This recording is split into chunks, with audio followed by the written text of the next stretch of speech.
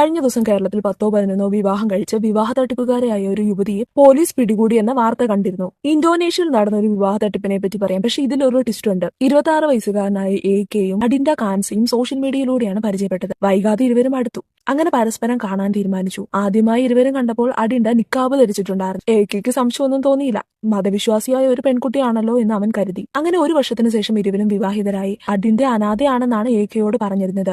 അതുകൊണ്ട് തന്നെ വിവാഹത്തിന് പെണ്ണിന്റെ ഭാഗത്തു നിന്ന് ആരും തന്നെ ഉണ്ടായിരുന്നില്ല. വിവാഹത്തിന് ശേഷമാണ് പ്രശ്നങ്ങൾ തുടങ്ങുന്നത്. വീട്ടിൽ പോലും അവൾ നിക്കാബ് ധരിക്കും. AK-യുടെ കുടുംബവുമായിട്ട് സഹകരിക്കാറില്ല. പീരിയഡ്സ് ആണ് എന്ന് പറഞ്ഞ് AK-യുമായി ഇന്റിമേറ്റ് ആകാനും അവൾ വിസമ്മതിച്ചു. അവന് സംശയം തോന്നി.